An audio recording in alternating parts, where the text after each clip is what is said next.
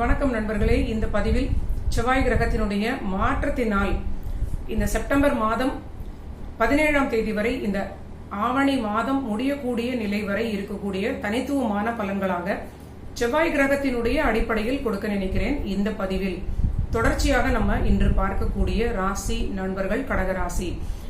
இந்த பலன் எதனால் நம்ம எடுத்திருக்கிறோம், இந்த ஒரு காலகட்டம் ஆகஸ்ட் 26 முதல் செப்டம்பர் 17 வரை அப்படின்னு கேட்டால், ரிஷபத்தில் இருந்து செவ்வாய் மிதுனத்திற்கு மாறக்கூடிய இந்த காலகட்டத்தில் சூரியனும் தன்னுடைய சொந்த வீடாகிய சிம்மத்தில் ஆவணி மாதம் முடியக்கூடிய அந்த நாள் வரை இந்த பலன்களை நம்ம எடுக்கக்கூடிய ஒரு கோச்சார நிலையாக இருக்கக்கூடும்.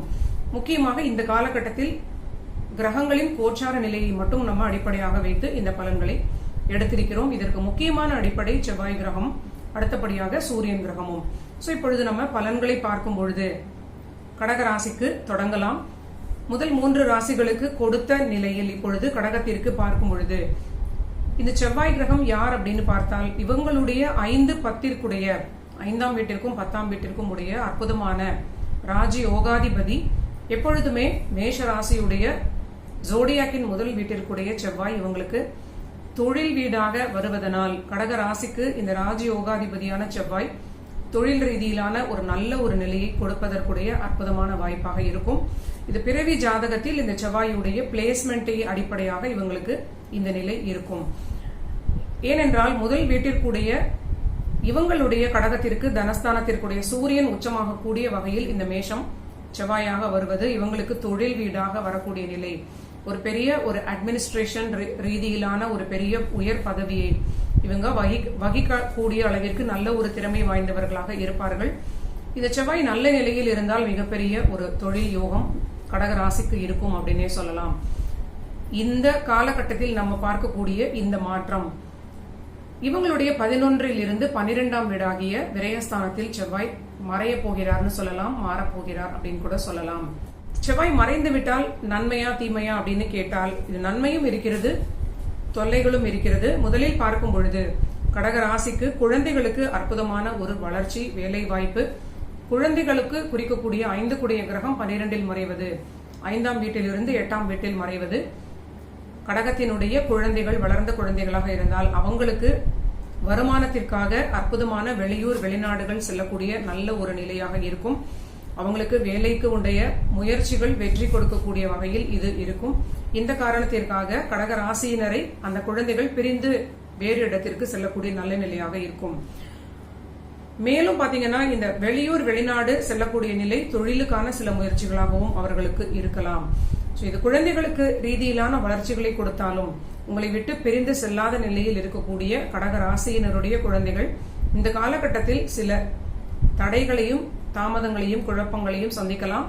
உங்களுக்கும் அவர்களுக்கும் ஒரு சின்ன சின்ன கருத்து வேறுபாடுகள் ஏற்படக்கூடிய ஒரு வாய்ப்பாக இது மாறலாம். அவரவர்களுடைய சூழலுக்கு ஏற்றாற் போல அனுசரித்து செல்வது ஒரு நல்ல பலனை கொடுக்கும் அப்படின்னு கூட சொல்லலாம். ஆனால் குழந்தைகளுக்கு ஓவராலாக நல்ல வளர்ச்சி, லாபம், பிரயாணங்களால் ஆதாயம், நல்ல நிலை இருக்கும். சிறிது அவர்களை நீங்கள் அனுசரித்து செல்வது, மோட்டிவேட் செய்வது, தட்டி கொடுப்பது நல்ல பலனாக இருக்கும். மேலும் உங்களுடைய கடகராசிக்கு 2nd ஹவுஸ்ல இருக்கக்கூடிய சூரியன் புதன் இணைவு கடக ராசியினருக்குமே அற்புதமான வெளிநாட்டு வருமானம், குடும்பத்தில் அற்புதமான திருப்திகரமான பொருளாதார மேன்மை, ஒரு நல்ல லாபகரமான நிலையாக இருக்கும் அப்படின்னே சொல்லலாம். ஆனால் 5 கூடியவர் புத்திஸ்தானத்தை குறிக்கக்கூடியவர், காதல் தொடர்பான விஷயங்களை குறிக்கக்கூடியவர், பூர்வீகம் சம்பந்தமான சில நிலைகளை குறிக்கக்கூடியவர்.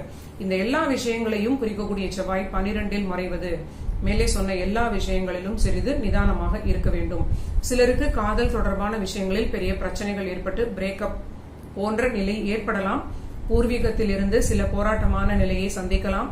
பூர்வீகம் ப்ராப்பர்ட்டிஸ் எல்லாமே ஏதாவது ஒரு அவரவர்களுக்கு பாகம் பிரிக்கக்கூடிய நிலையில் இருக்கிற கடக ராசியினராக இருந்தீங்கன்னா சில போராட்டத்திற்கு பிறகு இந்த காலகட்டம் உங்களுக்கு பலன் கொடுக்கும் அப்படின்னே சொல்லலாம்.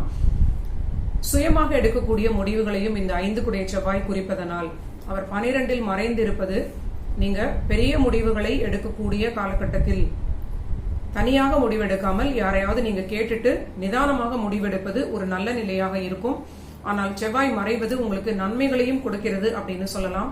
பூர்வீகத்தை விட்டு வெளியூருக்கு வெளிநாட்டுக்கு செல்லக்கூடிய யோகங்கள் கடக ராசியினருக்குமே ஏற்படக்கூடிய நல்ல நிலை.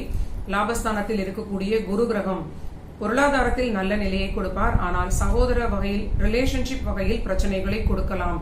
ஆரோக்கியத்திலும் சற்று அதிக கவனம் கடகராசினருக்கு காட்ட வேண்டும்.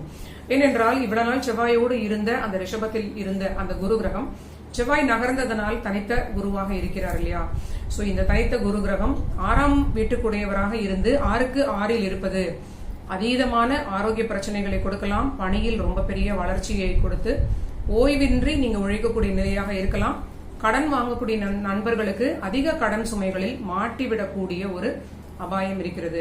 கடக ராசியை திரிகோணமாக ராகு கிரகம் 9ஆம் வீட்டிலிருந்து தொடர்பு கொள்வதனால் சற்று நீங்க எச்சரிக்கையாக இருப்பது, ஓவர் திங்கிங், ஓவர் கான்பிடன்ஸ் தவிர்ப்பது, இதெல்லாமே இந்த செவ்வாயோடு சேர்ந்து வரக்கூடிய பலன்களாக நம்ம சொல்லக்கூடிய நிலையில் இருக்கிறது. ஆனாலும் எல்லா முயற்சிகளுக்கும் உங்களுக்கு வெற்றி கிடைக்கும் அப்படின்னு சொல்லலாம். குரு கிரகம் பாக்யாதிபதியாக இருந்து உங்களோட முயற்சி ஸ்தானத்தில் உள்ள கேதுவை பார்ப்பதனால் ஒரு நல்ல காலகட்டம் அப்படின்னு சொல்லலாம். நீங்க சற்று எச்சரிக்கையான முடிவுகளை எடுப்பது மட்டும் உங்களுக்கு பாதுகாப்பான நிலையாக இருக்கும். உங்களுடைய குழந்தைகளுடன் அனுசரித்து செல்வது ஒரு நல்ல நிலையாக இருக்கும். மற்றபடி இது ஒரு நல்ல ஒரு யோகமான காலகட்டம்.